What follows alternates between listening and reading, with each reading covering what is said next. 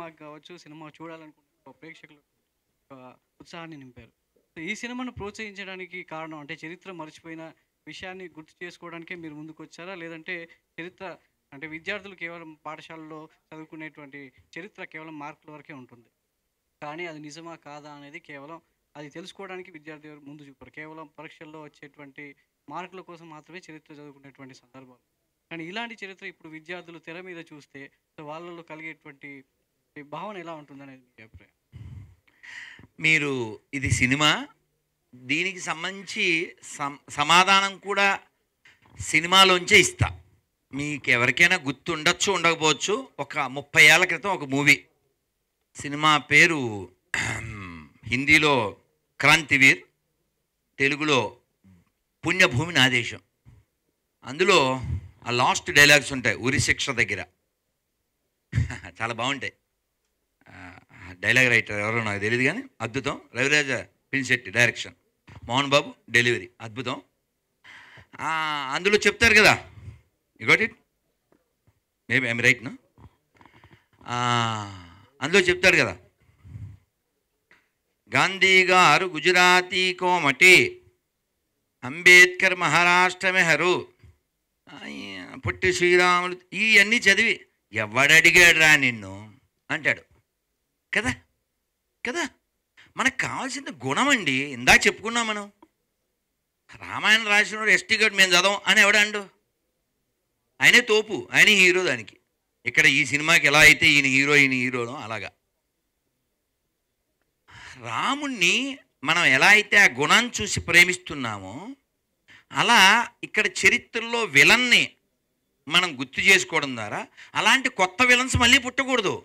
ఇందా చెప్దాం అనుకుని ఇంకా పెద్దదని చెప్పలేదు, ఒక మాట చెప్పేస్తాను. మీ ప్రశ్న, మీ పేరునా? సతీష్ గారు. ఎప్పుడో ఒకసారి చాగంటి గారు లేదు ఒక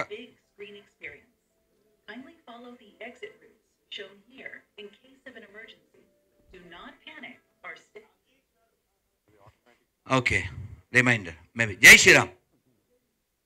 ఎప్పుడో చాగంటి గారు ఏదో ఒక వృద్ధాశ్రమానికి ఓపెనింగ్కి వెళ్ళారు. వెళ్ళినప్పుడు ఏం చెప్తారండి మామూలుగా విషెస్ పెద్దవాళ్ళు, విష్ ఆల్ ది బెస్ట్ అని కదా. అని ఏం చెప్పారంటే, ఈ వృద్ధాశ్రమం తొందరగా మూసేయాలని కోరుకుంటున్నాను. ఇప్పుడు చప్పట్లు కొట్టండి.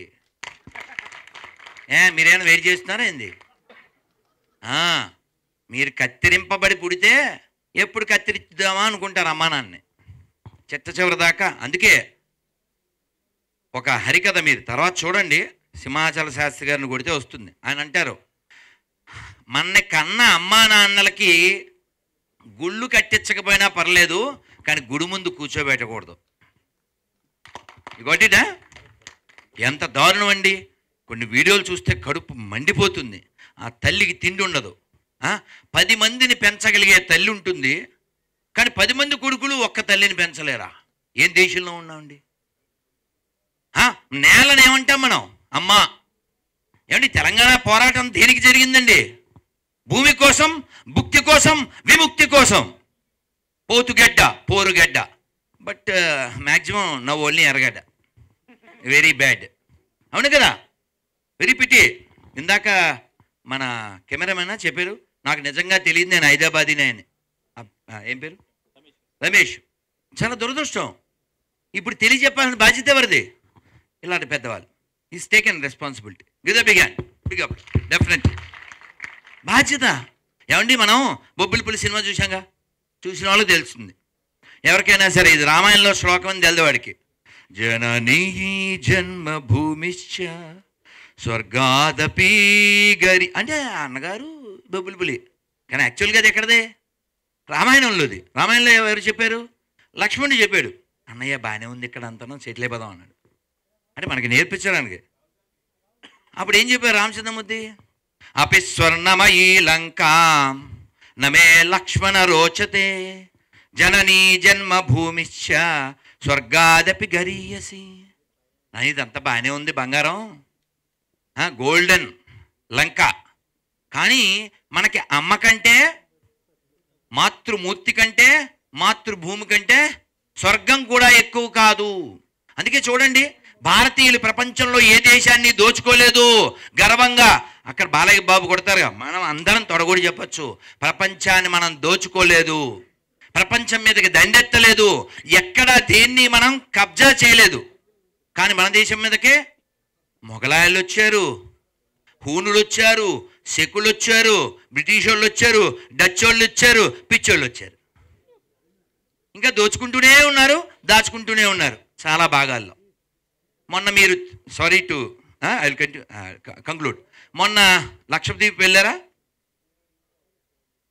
దాని పక్కన మాల్దీవ్స్. మొన్న గుంటూరు కారంలో డైలాగ్ అక్కడ కదా వాడాలి, కుర్చీ మడతెట్టడం. మడతెట్టారుగా, మడతెట్టారు లేదా? కావాలి, అలా మడతెట్టేవాడు కావాలి. చాగంటి గారి భాషలో చెప్తా, రాముడు మంచివాళ్ళు, అవునా కదా? మనం ఇప్పటికే అది వాడతాం. ఎందుకంటే రాముడు ఏమన్నా అంటే పడేవాడు, ఎవరైనా ముందు వస్తే అటువైపు తిరుగుంటే ఎవరైనా వచ్చేస్తే అయ్యో నారాయణ రెడ్డి గారు ఎప్పుడు వచ్చారు నేను చూడలేదు అని కొంచెం ఫీల్ అయ్యేవాడే.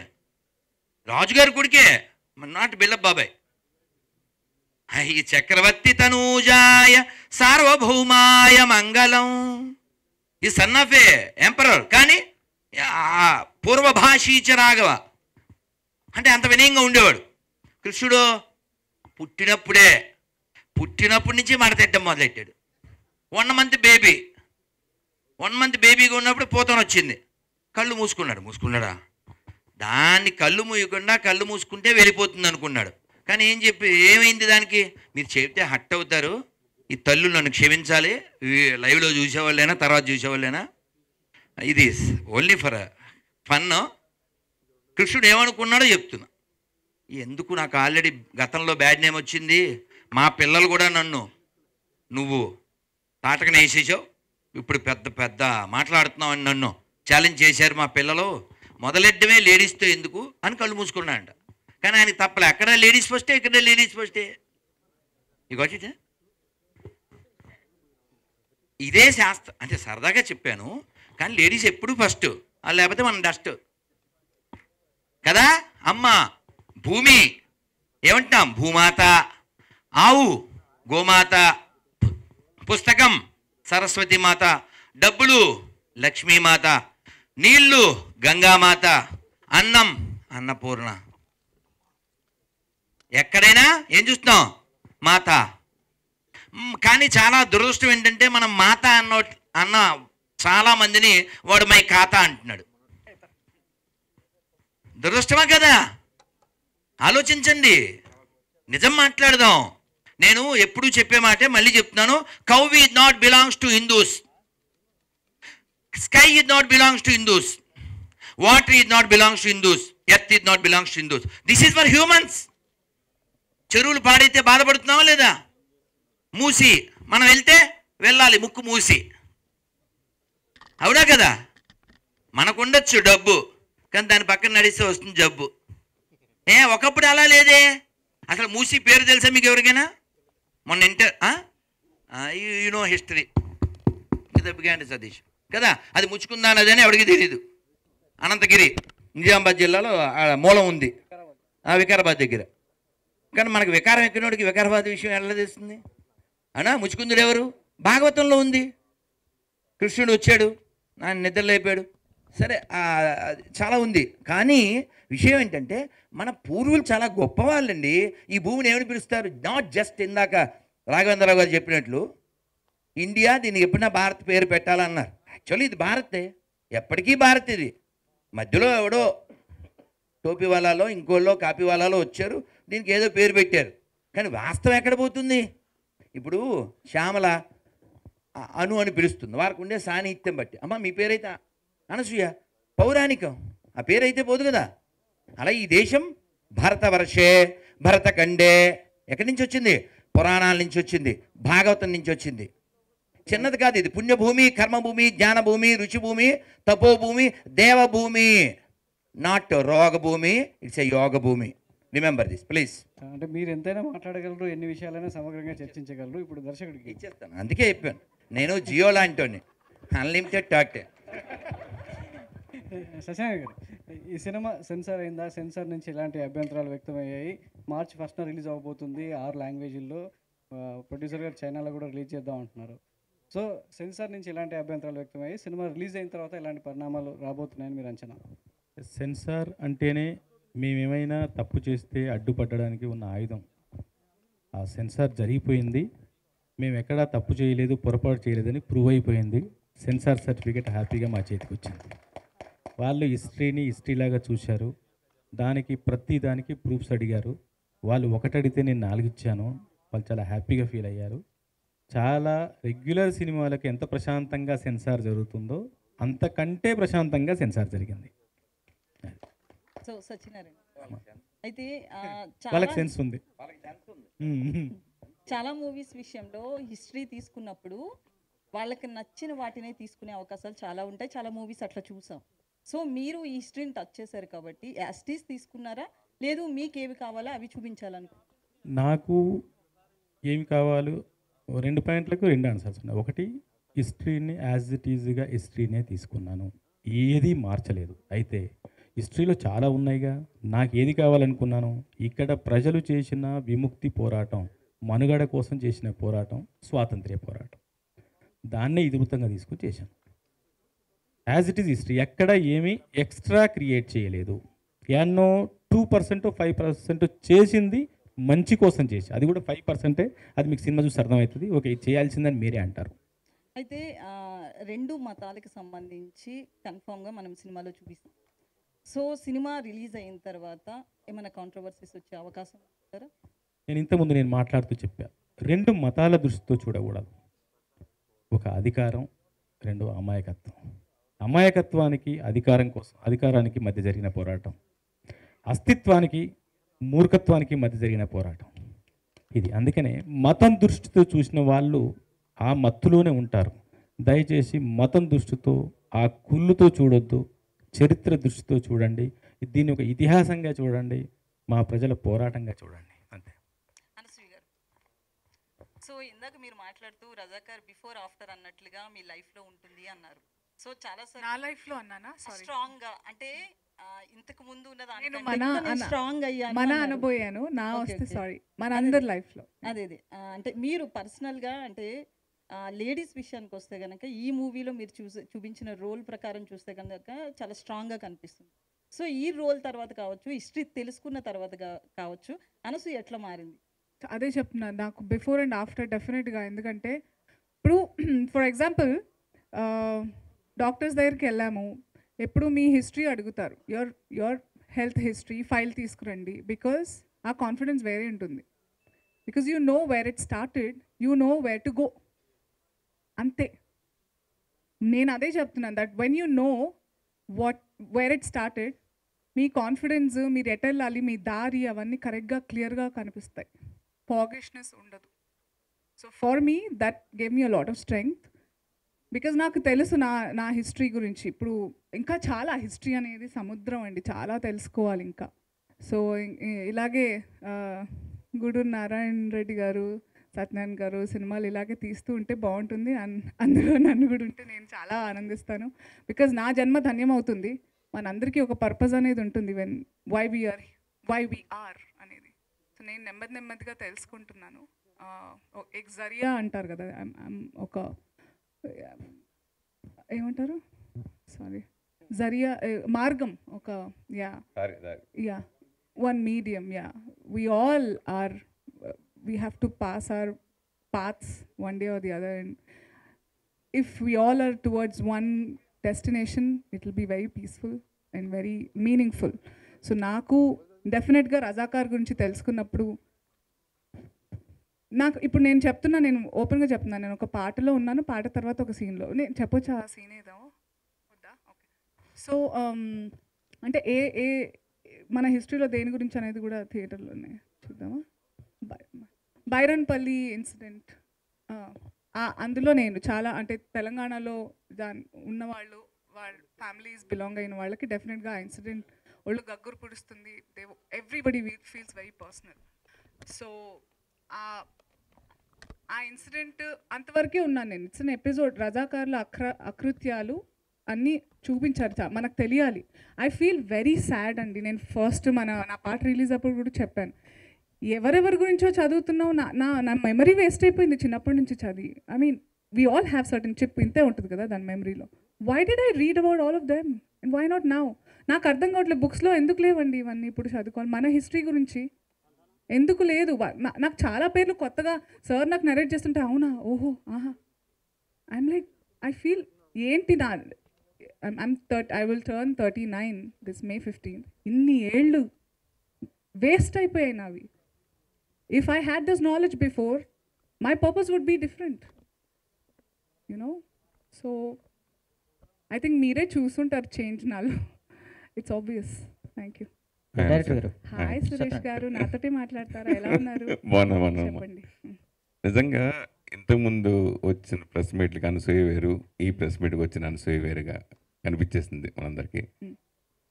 కొన్ని క్యారెక్టర్, కొన్ని సినిమాలు మనం మనీ కోసం చేస్తాం, కొన్ని మనసుకు నచ్చి చేస్తాం, కొన్ని క్రేజ్గా చేస్తాం. సో మీకు మనసుకు నచ్చి చేసారని ఈ సినిమా అర్థమైపోతుంది. సో ఈ కథ చెప్పినప్పుడు కానీ మీ క్యారెక్టరేషన్ గురించి కానీ అంతకుముందు అనసూయ కూడా చాలా పాటలు వేరే రకంగా చూస్తాం.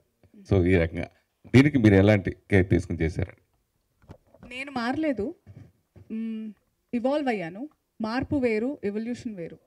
సో ఈ సినిమాతో నేను ఇవాల్వ్ అయ్యాను డెఫినెట్గా. ఇంతకు ముందు కూడా ఐఎమ్ అన్ ఎంటర్టైనర్.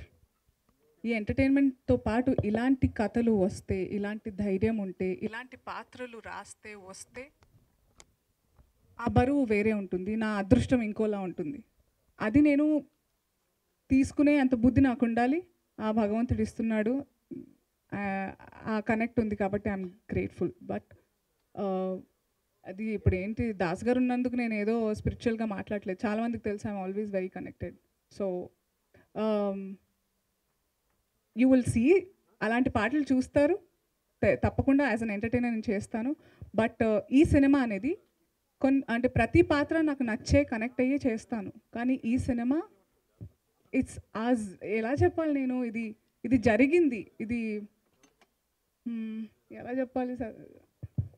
భయ్యా, అనసూయ గారు మనకి సాక్షిలో పనిచేసిన దగ్గర నుంచి, ఆ తర్వాత జబర్దస్త్, ఆ తర్వాత యాంకర్, ఆ తర్వాత మీరన్న మీ దృష్టిలో ఉన్న రోల్స్గా మనకు తెలుసు. కానీ అనసూయ గారికి నేను మీడియాకి తెలియజేయాలనుకుంటున్న విషయం ఏంటంటే, భూదాన్ ఉద్యమం ఎక్కడ జరిగిందో ఆ గడ్డ మీద పుట్టిన బిడ్డ అనసూయ. భూదాన్ పోచంపల్లిలో. అనసూయ గారి తాతల ఇల్లు 100 గడపల ఇల్లు. నల్లగొండ జిల్లాలో ఉన్న ఇల్లు ఎవరిదంటే అది అనసూయ గారి తాతల ఇల్లు. ఆ 100 గడపల ఇంట్లో 1000 మందికి భోజనం పెట్టిన ఇల్లు ఆ ఇల్లు. భూదాన్ ఉద్యమంలో పాలు పంచుకున్న చాలా ఉద్యమకారులను నిలబెట్టిన ఇల్లు ఆ ఇల్లు. తెలంగాణ సాయుధ పోరాటంలో పాలు పంచుకున్న చాలామంది పోరాట యోధులకి అన్నం పెట్టి ధైర్యం ఇచ్చిన ఇల్లు ఆ ఇల్లు. అంత గొప్ప రక్తంలో పుట్టిన అనసూయ రక్తంలో మనం అనుకున్న ఎంటర్టైన్మెంటే కాదు, ఆ ఆవేశం, ఆ పోరాటం ఉంటాయి. కాబట్టి నాకు తెలిసిన నా ఆడబిడ్డ అనసూయని ఆ దృష్టితోనే చూసా. నేను మాట్లాడేటప్పుడు క్యారెక్టర్ గురించి అనసూయనే అంతే అనుకున్న తర్వాత, మీకు తెలుసు లేదు, చాలా నేను కామెంట్స్ చదివా తర్వాత, మీ మీద గౌరవం పెరిగింది మేడం, ఇలాంటి కామెంట్స్ రావడం స్టార్ట్ అయినాయి. ఈటీవీ CEO బాపినేడు గారు మార్నింగ్ ఆయన ఎప్పుడైనా ఇంటి దగ్గర నుంచి ఛానల్కి వెళ్ళేటప్పుడు ఎవరితోనో ఫోన్లో చాలాసేపు మాట్లాడుతూ 1 hour జర్నీ ఉంటుంది కాబట్టి నందినగర్ నుంచి ఫిలిం సిటీకి 1 hour మార్నింగ్ కారెక్కగానే ఫోన్ చేసి ఆ సాంగ్ చూసి, ఏటగారు అనసూయ గారి మీద గౌరవం ఇంకా రెట్టింపు అయిందండి, ప్రొఫెషనల్గా అమ్మాయి మీద నాకు గౌరవం ఉంది కానీ ఈ పాట చూసి నాకు రెట్టింపు అయిందండి అని స్టార్ట్ చేశారు. ఫిలిం సిటీ వెళ్ళేంత వరకు సరే నా రూమ్లోకి వచ్చాను, మళ్ళీ కలుద్దాం అనేంత వరకు అనసూయ గారి గురించి, ఆ పాట గురించి, పెర్ఫార్మెన్స్ గురించి, విషయం ఏంటంటే ఆవిడ వేసుకున్న కట్టు బొట్టు అన్నీ కూడా, అందులో క్వశ్చన్స్ కూడా కొన్ని వేశారు. అప్పుడు అంత నగలుండేదా, అది ఉండేదా, అలాంటి క్వశ్చన్స్ కూడా వేశారు. దానికి నా దగ్గర ఆన్సర్లు ఉన్నాయి. అవన్నీ అంటే చూడండి, నేనేమంటానంటే భయ్య, మన బ్లడ్లో, మన తాత ముత్తాల బ్లడ్లో, మన పూర్వీకుల బ్లడ్లో ఉన్నది ఆటోమేటిక్గా బయటపడుతుంది. దానికి ఒక టైం రావాలి. అనసూయ గారికి ఇప్పుడు టైం వచ్చింది, ఈ పాట ద్వారా టైం వచ్చింది. కాబట్టి అది భయ్య మీ క్వశ్చన్కి ఆవిడ ఆన్సర్. Thank you. సత్యనారాయణ గారు, సారీ, మీ ప్రశ్న చాలా బాగుంది. అన్ని పాత్రలు జేబు సాటిస్ఫాక్షన్ కోసమే కాదు, కొన్ని జాబ్ సాటిస్ఫాక్షన్, అలాంటిదే ఇదంతా. థ్యాంక్ యూ అమ్మా, అంతే కదా. ఒక క్లారిటీ, అది 101 దర్వాజల ఇల్లు మా తాతగారి చెల్లి వాళ్ళ ఫ్యామిలీ గురించి, అంటే బ్లడ్ ఆఫ్ కోర్స్, బట్ ఎవరి క్రెడిట్ వాళ్ళకి ఇవ్వాలి ప్లీజ్. మళ్ళీ ఫోన్ వస్తుంది నాకు, ఏమిటే అని. మామూలుగా అనసూయ ఎవరు ఏ కామెంట్ చేసినా చిటికలో ఏకి పారేసే అనసూయ, ఇది రిలీజ్ తర్వాత చాలా కామెంట్స్ మీకు రావచ్చు, వస్తా కూడా. సో ఆటకి ఎలాగ అప్పుడు 35 ఉన్నాయి, ఇప్పుడు 39 వచ్చాయి, ఏదో ఒక అర్థం ఉండాలి కదా. ఏకి పారేయడం ఉంటుంది కానీ తరీకా బదిలేగా, దట్స్ ఆల్. సత్యనారాయణ గారు. సత్యనారాయణ గారు. సత్యనారాయణ మామూలుగా రజాకారులు వికృత్యాలుగా బలైపోయి చాలామంది కుటుంబాలు చాలా ఉన్నాయి. సో వాళ్ళని మీరు, వాళ్ళ వారసులు మీరు వాళ్ళకి పర్సనల్గా కలిసి వాళ్ళ విషయాలు కూడా తెలుసుకుని ఈ మూవీలో పెట్టడం ఇలాంటివి ఏమైనా జరిగినాయి అనుకోవచ్చు. అవునన్నయ్య, నేను మామూలుగా వాళ్ళ మధ్యలో పుట్టి పెరిగాను కాబట్టి, ఆ ప్రాంతం మీద పుట్టి పెరిగాను కాబట్టి నాకు అందరితో పరిచయాలు ఉన్నాయి. కొంతమంది ఫైటర్స్ ఎక్కడైతే నేను ఒక హీరోగా చూపించానో ఆ హీరోతో నేను ఒక 2 years ఒకే గదిలో ఉండి జర్నీ చేయడం కూడా జరిగింది. ఒక పెద్ద ఆయన పేర్లు చెప్పను ఇప్పుడు. వాళ్ళ ఫ్యామిలీస్ని ఇప్పుడు కొందరు చందానగర్లో, ఎల్బీ నగర్లో వాళ్ళ ఫ్యామిలీ 60-70 ఏళ్ళ పెద్ద వయసులో ఉన్న ఫ్యామిలీస్, కూతుర్లు కొడుకులు ఉన్నారు. వాళ్ళని కలిశాను. బైరాన్పల్లి వెళ్ళాను, గుండ్రాంపల్లి. ఎవరినైతే ఇక్కడ పెట్టానో వాళ్ళ ఫ్యామిలీతో అందరితో మాట్లాడి నేను చదివింది ఆధారంగా చేసుకొని చేశాను. స్వామి, మీరు చివరిలో అనసూయ గారికి ఒక కార్డు ఇచ్చి ఆ పాత్ర అనసూయ గారు చేయాలని చెప్పి అన్నారు. ఏంటి మీరు? కవయిత్రి మొల్ల చాలా గ్రేట్ రైటర్, ద్విపద కావ్యం రాసింది ఆవిడ. శ్రీకృష్ణదేవరాయలు వారు ఆవిడ రాసినటువంటి ద్విపద కావ్య రామాయణాన్ని వీధి బడిలో చదివించేవారట. మరి ఆవిడేమీ లిటరేట్ పర్సన్ కాదు. మరి నువ్వు ఎలా రాసావమ్మా అంటే, నాతో వాళ్ళ ఊరి దేవుడు మల్లన్న ఆయన రాయించాడని చెప్పింది. ఇప్పటికీ చరిత్ర సాక్ష్యం మనకి. ఇప్పుడు మనం యాదగిరి గారు రాసినటువంటి పాట బండెనక బండి గట్టి పాడుతున్నాం, ఎందువల్ల చరిత్ర. సో అందువలన అలా అంటే అప్పుడెప్పుడో వాణిశ్రీ గారు మనం పుట్టకముందు నటించింది. కానీ చాలామందికి అంత గొప్ప స్త్రీ ఈ నేల మీద, ఈ తెలుగు నేల మీద ఉన్నదనే విషయం తెలియదు. అలాగే చాలామంది ఈ తెలంగాణలో అసూలు బాసినటువంటి లక్షలాది మంది చరిత్ర చాలామందికి తెలియదు. మనకెవరు తెలుసు? మా అయితే ఓ పోతన గారు, ఓ రామదాసు గారు, ఓ పాల్కూరికి శ్రీనాథ్ వారు, ఇంకా చాలా తక్కువ మంది తెలుసు. ఇలా తెలియకుండా చరిత్రలో మరుగున పడ్డ వాళ్ళు చాలామంది ఉన్నారు. ఇప్పుడు ఎందుకు చదవాలి అన్నారు ఆవిడ. క్వశ్చన్ కరెక్టే కదా. మనం పుస్తకాల్లో చదివేటప్పుడు అవి ఏవో చదివేశాం, ఏదో మొగల్ది గ్రేటు, ఇంకో గ్రేటు ఏవో చదివేశాం, అక్కర్లేనివి ఏవో చదివాం. కానీ మనకి ఎంతమంది వీరులు ఉన్నారు? అలాంటి వీరులు పుట్టినటువంటి నేల మీద, కవులు గాయకులు పుట్టిన నేల మీద మనం పుట్టాం. అందులో అలాంటి తల్లులు, అటువంటి వాళ్ళ గురించి తెలుసుకోవలసిన పరిస్థితి, తెలియజెప్పవలసినటువంటి స్థితి మనకు ఉంది. అందువలన ఆవిడ, అంటే నేను సరదాగా చెప్పిన ఆవిడ రంగమ్మత్తే కాదు, అది కూడా as actress she can do. అందుకని అలా చేయాలని అంత చెప్పాను, మీతో చెప్తున్నాను. ప్రొడ్యూసర్ నారాయణ రెడ్డి గారు. సో మీరు టీజర్ రిలీజ్ చేసినప్పుడు, ఫస్ట్ ట్రైలర్ రిలీజ్ చేసినప్పుడు ఒక ప్రభుత్వం ఉంది, ఇప్పుడు అఫీషియల్ ట్రైలర్ రిలీజ్ చేసి డేట్ అనౌన్స్ చేసినప్పుడు ప్రభుత్వాలు మారాయి. సో మీరు ఒక పార్టీ తరపున ఉన్నారు, పోటీ చేశారు. సో ఒక నిర్మాతగా మీ అభిరుచి మేరకు సినిమా తీశారు. మరి ప్రభుత్వాల పరంగా మీకు ఎలాంటి ప్రోత్సాహం ఉంటుంది? థియేటర్ల విషయంలో తెలుగు ఇండస్ట్రీ ఎలా ఉంటుందో, ఎప్పటికప్పుడు ఎలాంటి మారుతుందో అనేది తెలుసు. అదర్ హిందీలో ఎలా ఉంటుందో తెలుసు. సో ఈ సినిమాకి ప్రభుత్వాల పరంగా ఒక ప్రొడ్యూసర్గా మీరు కోరుకునేది ఏంటి? అంటే చాలామంది దీన్ని వివాదాస్పదంగా చూస్తున్నారు. వ్యక్తులకు ఇందాక దర్శకుడు అన్నట్టు ఇది మతంతో చూడకండి, మానవత్వంతో చూడండి, మన చరిత్రను చూడండి అంటున్నారు. సో ప్రభుత్వాలు దీన్ని మాత్రం 2 వర్గాల మధ్యలో జరిగినటువంటి ఒక నిరంకుశ పోరాటంగానే చూస్తున్నాయి కొంతమంది. సో ప్రొడ్యూసర్గా మీరు కోరుకునేది ఏంటి ప్రభుత్వాల నుంచి? చిత్రాన్ని చిత్రంగానే చూడాలనే ఆలోచన నాది ఉంటుంది నిర్మాతగా. ఎందుకంటే ఇక్కడ చిత్రరంగాన్ని తరలించడానికి, మద్రాస్ సిటీ నుంచి ఇక్కడికి తీసుకురావడానికి ఆనాడు మరి చెన్నారెడ్డి గారు ముఖ్యమంత్రిగా ఉన్నప్పుడు చాలా ప్రోత్సాహం అందించారు. ఈరోజు కాంగ్రెస్ ప్రభుత్వం ఉంది ఇక్కడ, వారు కూడా అదే బాటలో ఉంటారని చెప్పి నేను అనుకుంటాను. ఎందుకంటే చలనచిత్ర రంగం ఇది, నేను ఎవరో పార్టీ పాకిస్తానీ బంగ్లాదేశీ కాదు, నేను చలనచిత్ర రంగానికి సంబంధించిన ఒక కొత్త నిర్మాతని. కొత్త నిర్మాత అంటే వేల మందికి ఉపాధి కల్పించే వ్యక్తిత్వం కలిగిన వ్యక్తి నిర్మాత అంటే. సో ఉపాధి లభించే మార్గం ఒకటి, చరిత్రను చిత్రంగా చూపిస్తున్న విషయం ఒకటి, అది మన లోకల్ నేటివ్ చరిత్ర కాబట్టి ఎవరు దీనికి అడ్డంకులు ఏమి సృష్టించారని చెప్పి నేను అనుకుంటా. ఎందుకంటే ఆనాటి పాలకులు వాళ్ళు కూడా రజాకార్ల ఆలోచన కలిగిన వ్యక్తులే. ఆనాటి పాలకులు అంటే మొన్న డిసెంబర్ 3 తారీఖున వాళ్ళ అంతమైపోయింది. వాళ్ళు రజాకారులకు చాలా దగ్గర బంధువులు కాబట్టి ఆ విధంగా ప్రవర్తించారు. అంతకంటే తక్కువేం కాదని నేను అనుకుంటాను. వీళ్ళు ఇప్పుడున్న ప్రభుత్వం వాళ్ళు అటువంటి వాళ్ళు కారని చెప్పి నాకు తెలుసు. ఎందుకంటే నాకు జీవితంలో చాలా పెద్ద విషయాలు నేర్పించింది ఆ పార్టీ. ఈరోజు ఈ పార్టీలో ఉన్నాను. సో పార్టీ అనేది కాదు. ఈరోజు ఇక్కడ ఒకటి గమనించాలి, మన చరిత్రను మనం చిత్రంగా నిర్మించుకోవడానికి మనం ఎవరితో భయపడాలి? ఎందుకు భయపడాలి? పొడుస్తాడా, కాలుస్తాడా ఎవడైనా? ఎవ్వరేం చేయరు. నా పేరు గూడూరు నారాయణ రెడ్డి, నేను పుట్టింది తెలంగాణ గడ్డ మీద. మా తాత లేట్ గూడూరు నారాయణ రెడ్డి కూడా అదే ఖాసిం రజ్వీ గాన్తోనంట వాన్తోని నా ఊరికి రావద్దు, ఎంటర్ అయితే మర్యాద దక్కదు బిడ్డ అన్నాడు. నేను కాల్ చేస్తాన్నాడు. వెనుక చూసుకో 800 మంది ఉన్నారు నా వెనుక, గడ్డపారలతో గొడ్డలతో నరికి పడేస్తారని చెప్పిండు. ఆ తర్వాత కిలోమీటర్ దూరంలో పోయి బీబీనగర్ బ్రిడ్జ్ పేల్చేసిండు.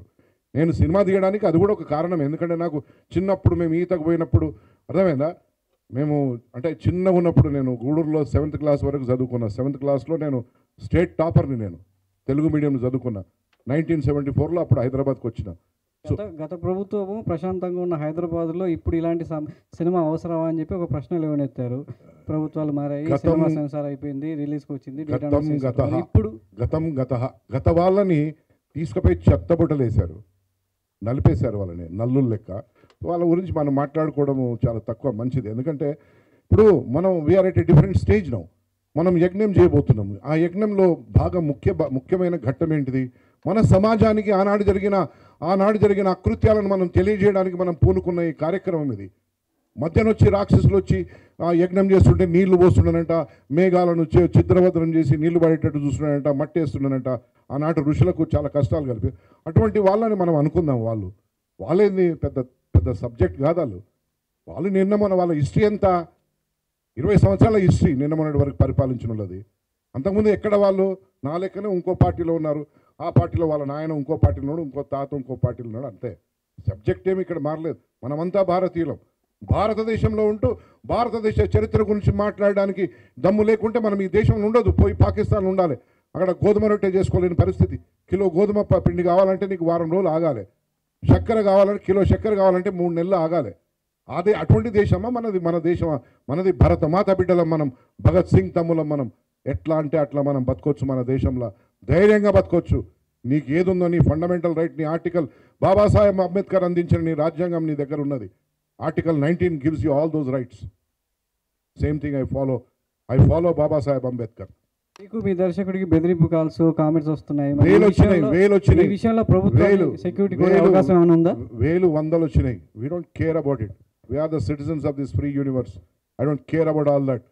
నేను ఉన్నంత వరకు ఉంటాను. పోయినాక లైట్ ఆరిపోతుంది. కానీ నేను మాత్రం చరిత్రను నిలిచిపోతా కదా. నేను మాత్రం నా ఆలోచన, నా తపన ఈనాటి 142 కోట్ల భారతీయులకు నేను తెలియజేయాలనుకున్న ఈ కార్పెట్ కింద, ఈ సాప కింద పెట్టిన ఈ కథను బయటికి తీసుకొని వచ్చైతే నేను పెట్టిన కదా. నేను పోతేంది ఉంటేంది. జనరల్గా ఈ సినిమాని సత్యనారాయణ గారు ఒకటి క్వశ్చన్ చెప్పొచ్చా? సత్యనారాయణ సతీష్ గారు, అదే అయ్యో మర్చిపోయా, ఫ్లో వస్తుండే నాకు ఇట్లా. ఒకటేంటంటే ఇది రిలీజన్ అవన్నీ ఆ మతం ఈ మతం అని మాట్లాడుతున్నారు. బట్ నాకు మన గురించి తెలిసింది ఏంటంటే భారతదేశంలో ఎవరైనా సరే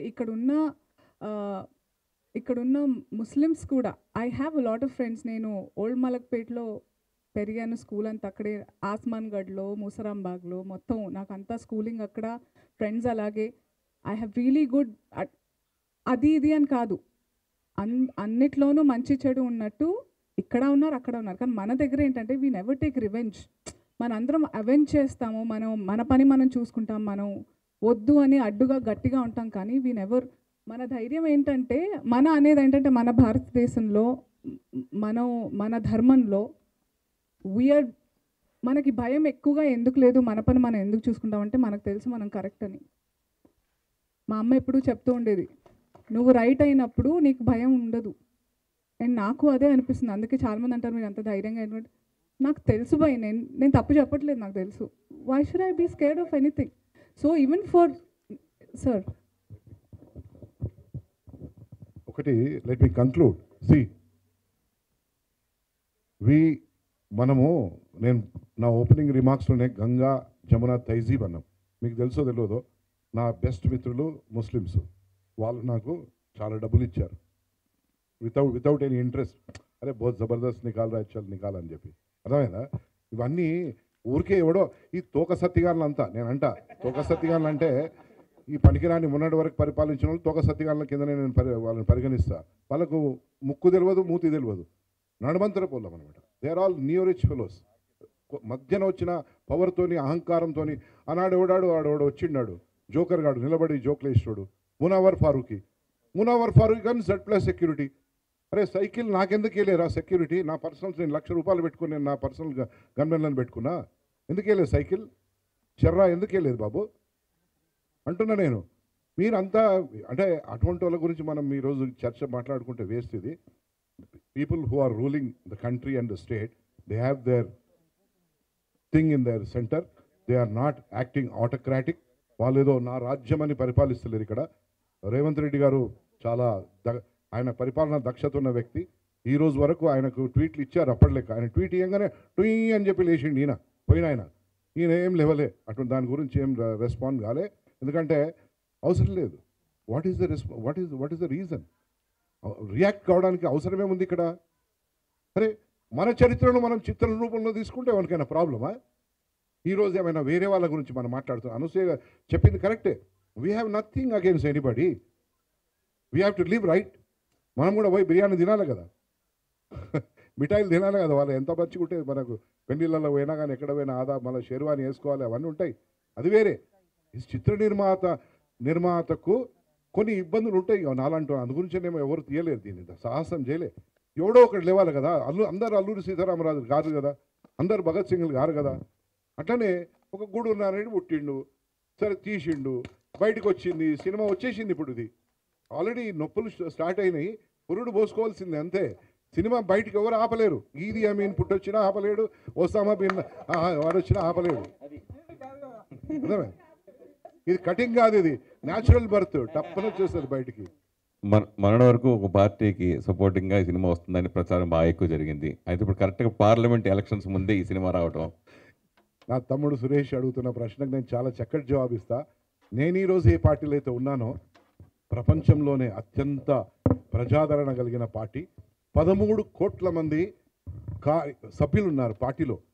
13 కోట్ల మంది భారతదేశంలో ఒక్క ముగ్గురి ఓట్లు ఇంకా సాధిస్తే 52 కోట్లు వస్తాయి వాళ్ళ ఓట్లు. 52 కోట్ల ఓట్లు వస్తాయి 142 కోట్లల్లో. అవసరమా ఈ చిన్న పని ఆ పార్టీ చేసేది? ఈరోజు యాదృచ్ఛికంగా నేను ఆ పార్టీలో ఉన్నా. ఇంకొకటి, ఈరోజు మన నరేంద్ర మోడీ గారు మన ప్రధానమంత్రి. ఇప్పటి వరకు మనం ఇటువంటి ప్రధానమంత్రిని చూసినామా ఎవరినైనా? 500 సంవత్సరాల తర్వాత మనం పోరాటం చేసి లక్షల మంది చచ్చిపోయి మొత్తం పరేషానై బర్బాదై కోట్ల చుట్టూ తిరిగి 500 సంవత్సరాల తర్వాత మన దేవునికి, మన శ్రీరామునికి ప్రాణప్రతిష్ఠ చేయడం అనేది మనందరి భాగ్యం కదా. నేను ఆ రోజు అక్కడ ఆ సమయంలో అక్కడ ఉన్నా, నాకు కూడా ఆహ్వానం అందింది, నేను అక్కడ ఉన్నా. ఎంత నేను ఆనందపడిపోయానంటే అసలు ఎన్ని జన్మల సుకృతము పుణ్యమో అని నేను అనుకున్నా. అసలు ఎన్ని జన్మలు మనం సేవ చేస్తే మానవులకు, మానవ సేవయే మాధవ సేవ అనే భావించే నాటొంటోనికి ఆ భాగ్యం దొరకడము, మళ్ళీ ఈ సినిమా తీయడం అనే ఒక భాగ్యం దొరకడం అనేది మామూలు చరిత్ర కాదు మా తమ్ముడు సురేష్ గారు. Really it's a real luck for me to produce and direct. And ఇప్పుడు స్వామీజీ లాంటి వాళ్ళు, గురుగారు లాంటి వాళ్ళు దీంట్లో రావడం, అనసూయ లాంటి వాళ్ళు, మకరంద్ గారు లాంటి వాళ్ళు, రాజ్ అర్జున్, ఎవరు తేజ్ సప్రు లాంటి వాళ్ళు మామూలుగా కాలే. ఇదంతా ఇదొక యజ్ఞం. ఇది మేమందరం ఒక వేరే విభిన్నమైన పాత్రల్లో ఉన్నాం. ఆ పాత్రలు ప్రతి ఒక్కరు జీవించారు. నేను కూడా జీవిస్తున్నాను ఈ రోజుకి. నా రిలీజ్ అయ్యే వరకు నేను జీవిస్తూనే ఉంటాను. రిలీజ్ అయినాక జింగిలాల అయిపోయినా నాకు ఫరక్ పడదు. అర్థమేనా? సో అటువంటి ఆలోచన కలిగిన వ్యక్తి నేను. ఒకటి లైట్లు బాగా వెలుగుతున్నాయి, ఆఫ్ చేసి చీకటి కదా, తెలుస్తుందా? ఆ లైట్కి తెలుస్తుందా నన్ను ఆఫ్ చేశారని? లైట్కి ఇప్పుడు తెలుసా నేను వెలుగుతున్నానని? అట్లే అనమాట. As long as the person is there, he will be bright. Once is gone. So దాని గురించి కాదు మన తపన. మనము మెజారిటీ ప్రజలకు, ప్రపంచానికి మనం ఏం చేస్తున్నాం? ఇవాళ ఏమవుతుంది ప్రపంచంలో మనం మాట్లాడుకోలేం కొన్ని. ఎందుకంటే అదే మనం ఇదే ఫ్రీడమ్ ఆఫ్ స్పీచ్, ఎక్స్ప్రెషన్ గిట్ట ఇంకా కొంచెం బాబాసాహెబ్ అంబేద్కర్ గారు కొన్ని మనకి ఇంకోటి ఇస్తే 19 కాకుండా 25 ప్రకారం ఇష్టారీతిలో నువ్వు మాట్లాడుకోవాలంటే మంచిగా ఉంటుండే.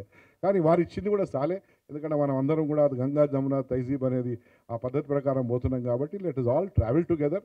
I wish all communities to watch this movie and understand what their grandfathers and grandmothers and maternal grandmothers and paternal grandmothers or great grandparents have gone through all those things. Everybody has gone through all the difficulties. మా అమ్మ భారతమ్మ ఆమె పేరు, ఎందుకంటే ఆనాడు భరతమాత మన స్వాతంత్రం వచ్చిన సందర్భంగా ఆమె పుట్టింది.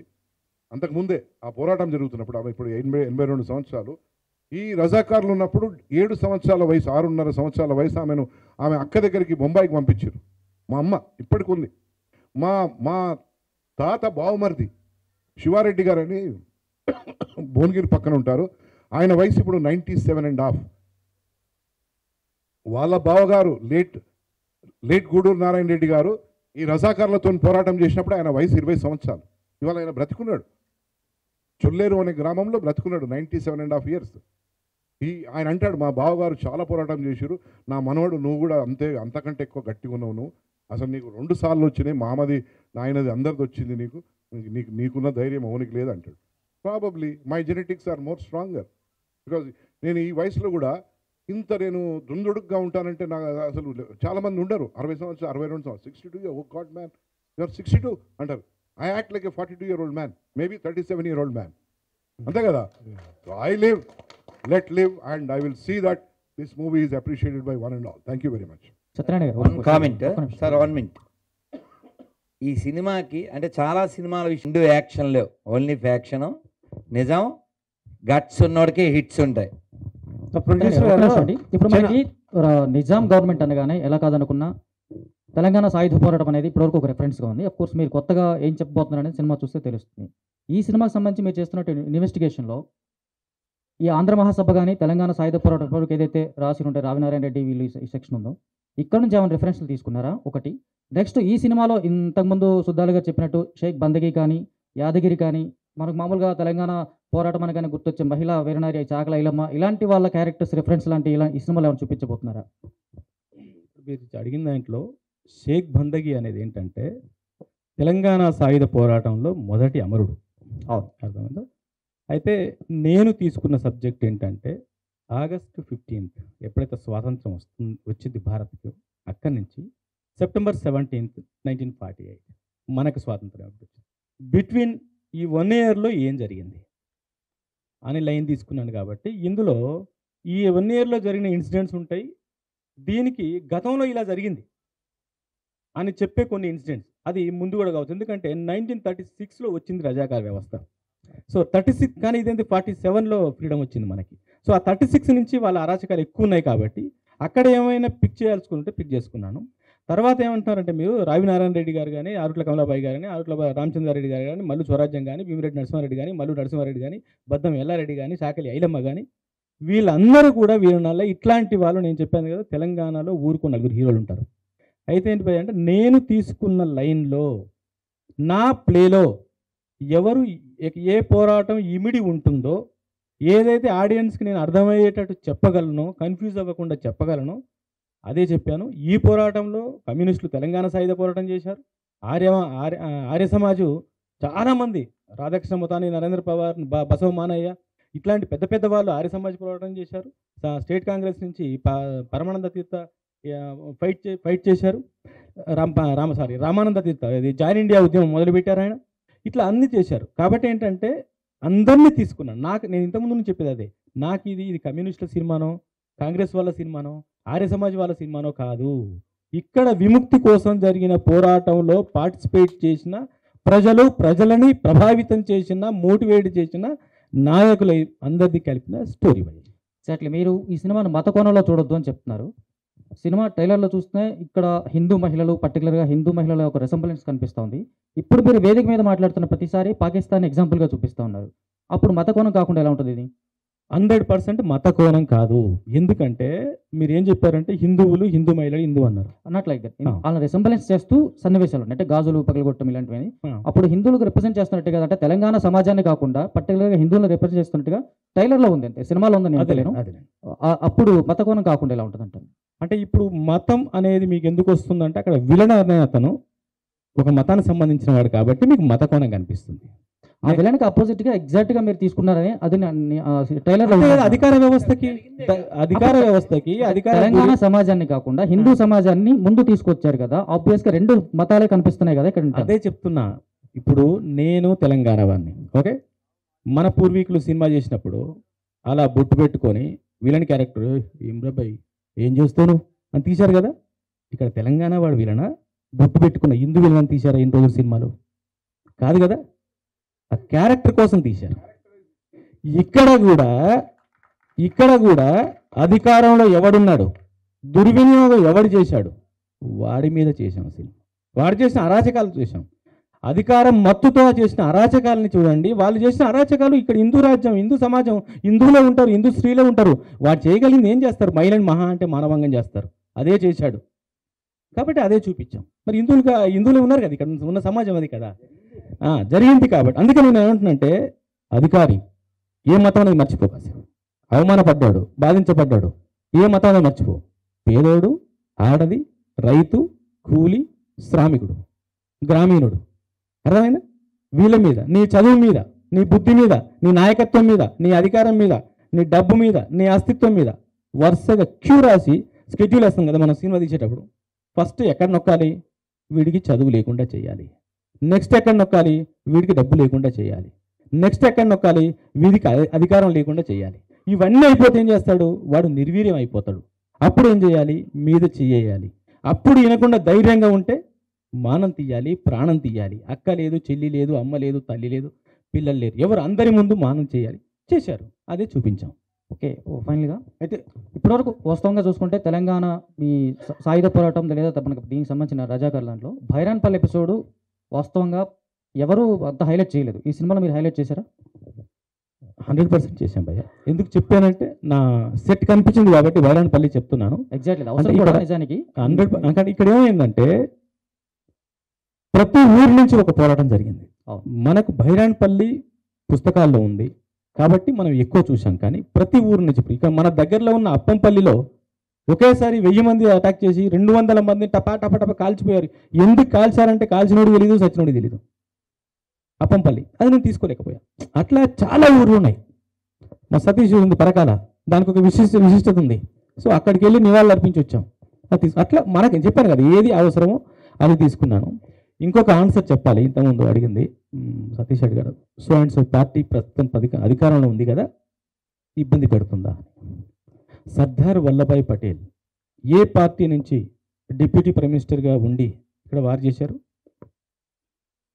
First point.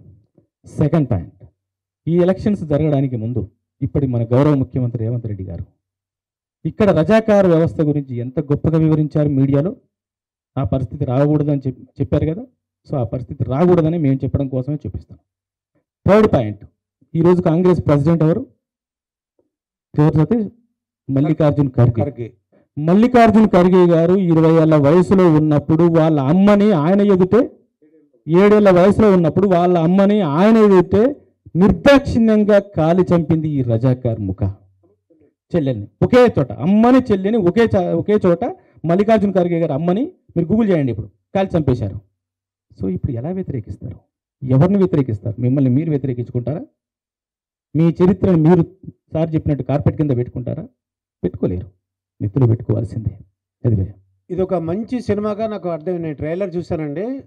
మీరు ఎంటర్టైన్మెంట్ ట్యాక్స్కి ఎందుకు ఎగ్జామ్షన్ పెట్టుకోకూడదు నాకు అనిపించిందండి. ఎంటర్టైన్మెంట్ ట్యాక్స్ మీలాంటి వాళ్ళు సపోర్ట్ చేస్తే తప్పకుండా అండి. నిన్న బాలీవుడ్లో కూడా పక్క వాళ్ళు అదే చెప్పారు. ఫస్ట్ మీడియా బాలీవుడ్లో ఫస్ట్ మీడియా ఫస్ట్కి వస్తేనే సార్ మీకు ఏ ట్యాక్సీలు ఉండకూడదు సార్ అని ఫస్ట్ మీడియా అదే మాట్లాడింది. మీరు అదే సపోర్ట్ చేయండి, అదే మాట్లాడండి. ప్రామిస్ చెప్తున్నా, ఫస్ట్ క్వశ్చన్ అదే వేశారు అక్కడ మీడియాలో కూడా, బాలీవుడ్ మీడియాలో కూడా. Any more questions? ఎంత కడక్కున్నా తీసుకుంటా, నో ప్రాబ్లం. అనసూయ గారు, నాకా అనసూయ గారు ఇందాక మాట్లాడుతూ మీరు కొంచెం బాగా ఎమోషనల్ అయ్యారు. ఇప్పుడు కూడా ఆన్సర్ చెప్తుంటే ఆ ఎమోషన్ మేము చూడగలుగుతున్నాం. మీరు చేసిన చాలా తక్కువ టైం అయినా ఎందుకు అంత ఎమోషనల్ ఫీల్ అవుతున్నారు?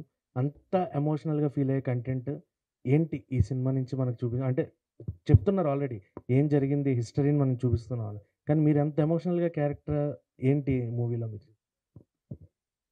నాకు జరిగింది అనుకున్నాను కాబట్టి, నాది అనుకున్నాను కాబట్టి, నిజంగా జరిగింది కాబట్టి, నేను కూడా ఒక ఆడదాన్ని కాబట్టి, అండ్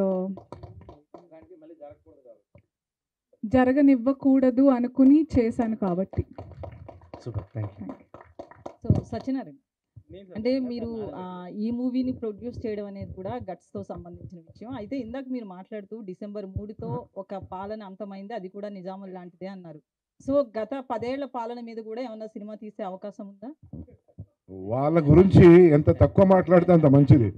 వాళ్ళ గురించి చాలా తక్కువ మాట్లాడాలి. ఎందుకంటే ఈ తెలంగాణ రాష్ట్రాన్ని మొత్తము దోచుకొని రజాకార్లన కనీసము ఏదో విధంగా వాళ్ళకు కారణం ఉండే ఇది ఒక సెపరేట్ దేశం పరిపాలన చేద్దామని వాళ్ళు ఈ దేశాన్ని మొత్తం ఈ రాష్ట్రాన్ని తెలంగాణ రాష్ట్రాన్ని సర్వనాశనం చేసిండ్రు ఆర్థికంగా ఫినిష్ చేసిండ్రు. వాళ్ళ గురించి ఇప్పుడు ఎందుకంటే రాజకీయం మాట్లాడలేము కదా ఇక్కడ మనం. ఇందాక మీ స్పీచ్లో మాట్లాడుతూ రివ్యూల్లో విషయంలో రేటింగ్ వేయొద్దు, నా సినిమాని ఆ చట్టంలో బిగించొద్దు అని అన్నారు. కానీ రేటింగ్లే కొన్ని చోట్ల మీ సినిమాని నిలబెట్టే అవకాశాలు ఉంటాయి. మీ సినిమాని ప్రామాణికంగా చూపించి వచ్చే ఆడియన్స్ ఉంటారు ఆ రేటింగ్ వల్ల. సో దీనివల్ల నిర్మాతకి అంటే నష్టం చేకూరే దాని అవకాశం నా ఉద్దేశం ఏంటి సతీష్ అంటే out of 10 so and so నా హిస్టరీకి అవుట్ ఆఫ్ 10 ఏంటి లేదు, దానికి కొలమానం లేదు, అది నేను చెప్పేది. కాబట్టి ఏంటంటే మీరు చర్చించండి, డిస్కస్ చేయండి. అరే డైరెక్టర్ అనేవాడు ఇలా తీస్తే బాగుండే అని చెప్పండి, తప్పలేదు. మీ గురించి చెప్పొచ్చు, తప్పలేదు. రేటింగ్ వేస్తుంటే నా చరిత్ర కొలమానం లేదు, అది నేను చెప్పేది. చరిత్రని అవుట్ ఆఫ్ 5తో కొలిచినట్టు అనిపిస్తుంటుంది, అది వద్దు అంటున్నా. నన్ను వేసుకోండి, నచ్చకపోతే నష్టమే లేదు. అందుకే నాన్న సినిమాని సినిమాలాగానే చూడండి. సినిమాలో డైరెక్టర్ ఇలా చేస్తే బాగుండని మీకు నచ్చని కాడ ఏకేయండి, ఇవన్నీ చేయండి. ఆ చరిత్రకి ఒక రేటింగ్ వద్దు అంటున్నా. సినిమాలో మొత్తం ఏం రాస్తారో పైనుంచి కింద మొత్తం రాయండి, దేనికి నేను భయపడను, అన్నిటికీ రెడీ. మీరు ఎలాంటి క్వశ్చన్ చేసినా రెడీ. కానీ ఏంటంటే నా చరిత్రకు out of 5 no doubt, out of 1000 కూడా లేదు, అది నేను చెప్తున్నాను. చరిత్రకు కొలమానం లేదు, అదే ఏ చరిత్రకైనా, ఇదే కాదు ఏ చరిత్రకైనా కొలమానం లేదు అనేది నా ఉద్దేశం. వద్దులే సతీష్ ఎందుకు